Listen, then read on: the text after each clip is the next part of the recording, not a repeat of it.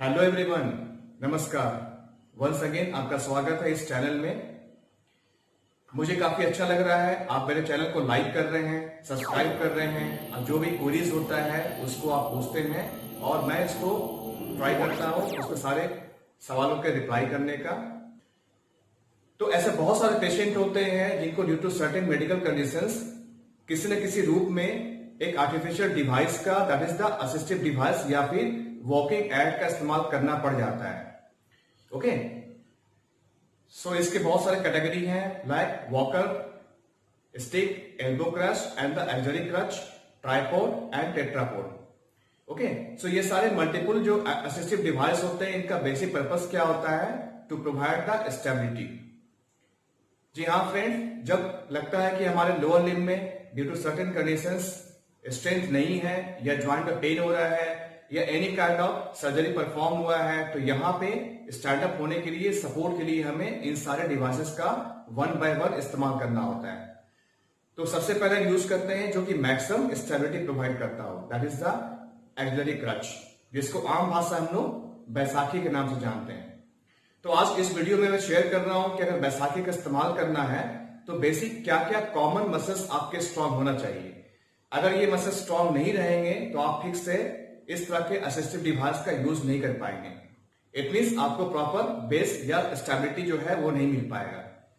तो जितने भी फिजियो इस तरह के पेशेंट को आप क्रच वॉकिंग का सिखा रहे हैं पैटर्न, अगर सो आपके नॉलेज होना चाहिए कि हमें क्या क्या मसल्स का बेसिक रिक्वायरमेंट है, या जो पेशेंट है, मरीज है, इसका इस्तेमाल करने की सोच रहे हैं, उनको भी ये नॉलेज में होना चाहिए कि हमें यूज करने के पहले क्या क्या मसल्स को स्ट्रॉन्ग करना कंपलसरी होगा। ओके, सो आइए सबसे पहले देखते हैं कि हमारा जो क्रच होता है वो किस टाइप का होता है, उसमें क्या क्या बेसिक कंपोनेंट होते हैं। You can see the diagram here. इसके 3 पार्ट बेसिकली होते हैं। ये इसका बेसिक फ्रेम हो गया। जो सबसे टॉप पे होता है that is known as axillary pad, जो कि आपके आर्मपिट के नीचे प्लेस्ड होता है। सेकेंड हो गया हैंड ग्रिप, जहां पे पेशेंट अपने हाथ को रख के बॉडी को, वेट को डाल के ट्रांसफर करते हैं। लास्ट हो गया आपका जो सबसे लास्ट पार्ट है that is known as ferrule. अब इसका काम क्या होता है फेरूल का? ये बेसिकली जो ग्रिप होता है उसको इंप्रूव करता है सो दैट आपका जो क्रच है वो कहीं फ्लोर पे स्लिप ना कर जाए। ये बेसिकली रबर का बना होता है, सो एक फर्म कॉन्टैक्ट या ग्रिप प्रोवाइड करता है।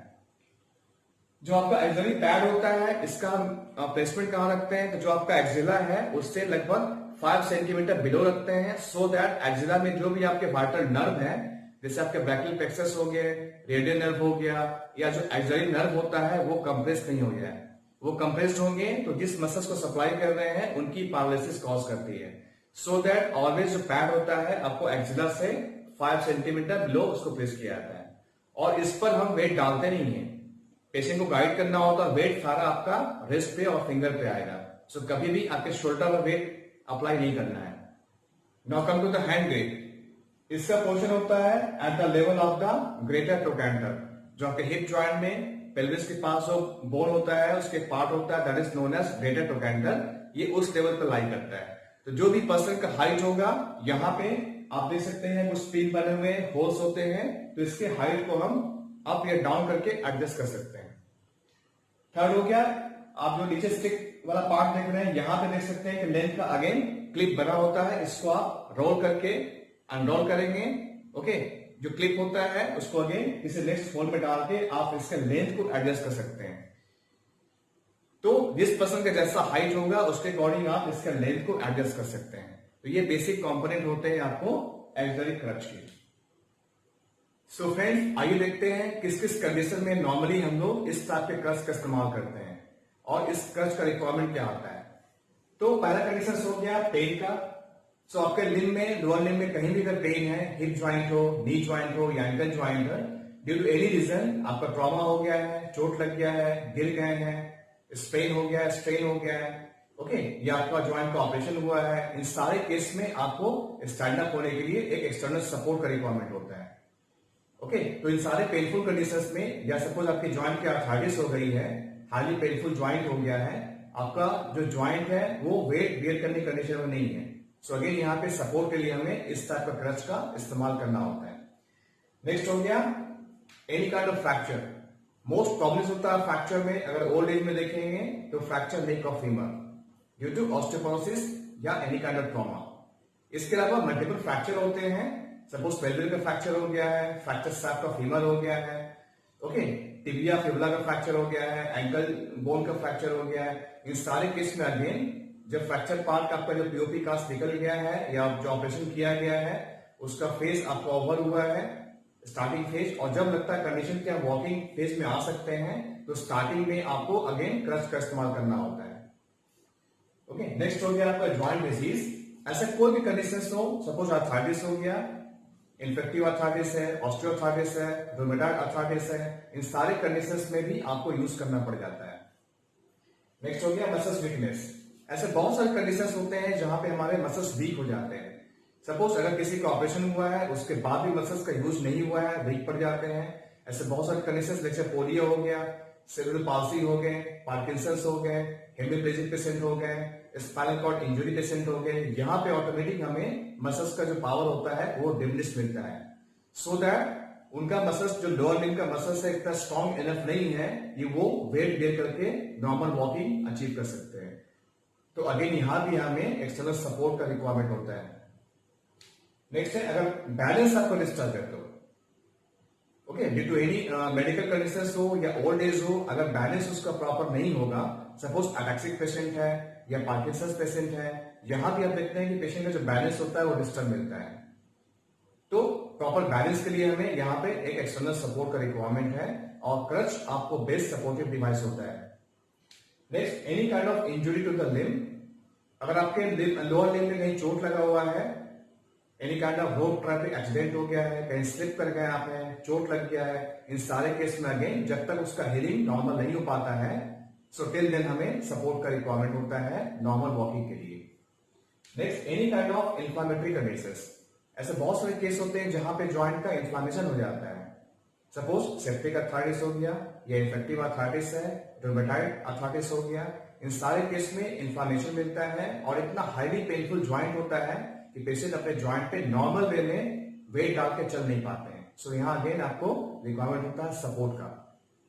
Next, any kind of life of proprioception.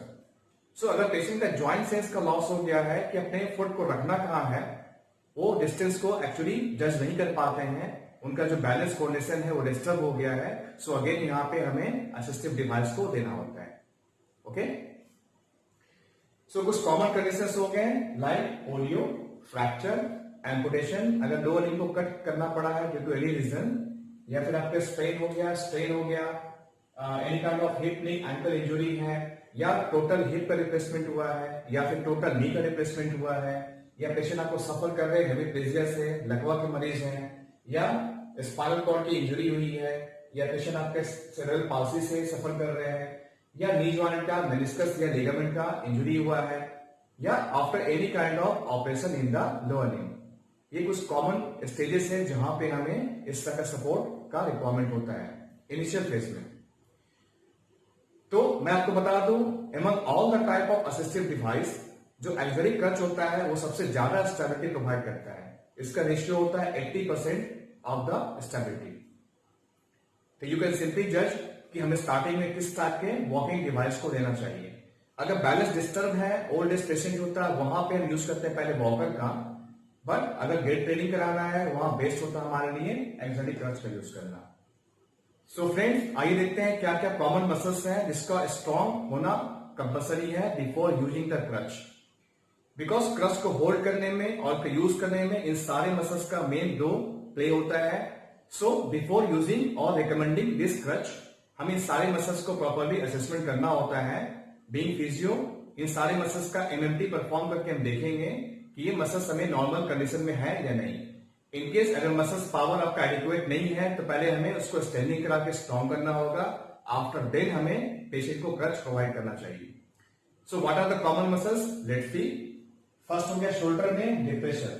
So depression में आपको आते हैं most commonly that is the serratus anterior, lower trapezius and the pectoralis minor. इसके अलावा जो एरेक्टर मसल्स हैं इनका भी स्ट्रॉन्ग होना चाहिए। नेक्स्ट आपका हो गया एक्सटेंसार मसल्स, शोल्डर एक्सटेंसार, जहां पे डेल्टॉइड का जो पोस्टीरियर फाइबर है वो आपको मेन रोल प्ले करता है। ओके, नेक्स्ट हो गया एल्बो में। सो एल्बो में जब यूज कर रहे हैं तो हमारा एल्बो जाता है टुवर्ड्स एक्सटेंशन, तो आपके जो ट्राइसेप्स मसल्स है उसको स्ट्रॉन्ग होना कंपलसरी है। Next for the wrist, again wrist आपका होता है, आप पेशेंट जो होल्ड करते हैं, सो रिस्ट आपको होता है एक्सटेंशन पोजिशन में। तो रिस्ट के जितने भी एक्सटेंसार मसल्स है, like एक्सटेंसार कार्पी radialis longus, एक्सटेंसार कार्पी radialis Brevis, एक्सटेंसार रेस्टी मिनिमाई, ये सारे मसल्स आपके स्ट्रॉन्ग होने चाहिए। Okay, because group of muscles का यूज होता है और पेशेंट कंप्लीट वेट जो ट्रांसफर करता है अपने सारा वेट हैंड ग्रिप पे देता है, सो आपका हैंड और फिंगर के मसल स्ट्रॉन्ग होने चाहिए। नेक्स्ट है फिंगर में जो आपके फ्लेक्सर मसल्स है, बिकॉज हमें जो हैंड ग्रिप है इसको टाइटली होल्ड करना होता है, सो दैट जितना आपके फ्लेक्सर मसल स्ट्रॉन्ग रहेंगे उतना आपका ग्रिपिंग पावर स्ट्रॉन्ग रहेगा और पेशेंट अपने बॉडी वेट को यहाँ पे ट्रांसफर कर पाएगा। सो फ्लेक्सर जितने मसल्स हैं लाइक एफडीएस, एफडीपी, पामालिस लॉन्गस, ये सारे मसल्स आपके स्ट्रॉन्ग होने चाहिए। सो सिमिलरली जो हमारे लोअर लिम्ब है उसके भी कुछ कॉमन मसल्स स्ट्रॉन्ग होने कंपलसरी हैं बिफोर यूजिंग द क्रच। आइए देखते हैं। For the hip joint extensor, it means जो ग्लूटियस मैक्सिमस है उसे हमें स्ट्रॉन्ग करना होगा। नेक्स्ट हो गया hip adductors, that is the adductor longus, adductor brevis and the adductor magnus. Next हो गया ग्रेसिलिस। इन सारे मसल्स को स्ट्रॉन्ग कर लेंगे तो आपके एडक्टर काफी स्ट्रॉन्ग हो जाएंगे। Now come to the knee joint. So knee joint में जो आपका नी के एक्सटेंसर मसल्स है दैट इज द क्वाड्रिसेप्स, इसका स्ट्रॉन्ग होना कंपलसरी है। नेक्स्ट है एंकल में। एंकल में जितने भी प्लांटर फ्लेक्सर मसल्स हैं, suppose tendo Achilles, gastrocnemius and the soleus muscles, इसको स्ट्रॉन्ग करना है। नेक्स्ट हो गया टोज में, हमें फ्लेक्सर मसल्स को स्ट्रॉन्ग होना चाहिए क्योंकि ग्रिपिंग पावर आपको देता है। So now come to the toe muscles. So toe में आपको जो फ्लेक्सर मसल्स है उसको स्ट्रॉन्ग करना है। For example flexor hallucis longus and the flexor digitorum longus. Okay, so friend ये कुछ कॉमन मसल्स है जिसको अगर हम स्ट्रॉन्ग कर लेंगे उसके बाद अगर हम क्रच प्रोवाइड कर रहे हैं सो पेशेंट बड़े इजी वे में इसको होल्ड करेगा और उसके थ्रू अपने वॉकिंग पैटर्न को अचीव कर पाएगा। ओके, सो सबसे पहले आपको एमएमटी परफॉर्म करना है और देखना है कि किस मसल्स का अभी ग्रेडिंग एट प्रेजेंट है क्या। अगर लगता है कि 3 के बिलो जा चुका है किसी मसल्स का पावर, तो सबसे पहले आपको उस मसल्स को स्ट्रॉन्ग करना कंपलसरी है। उसके बाद ही आप पेशेंट को क्रच देंगे तो उसकी बैलेंस और स्टेबिलिटी में इंप्रूवमेंट होगा।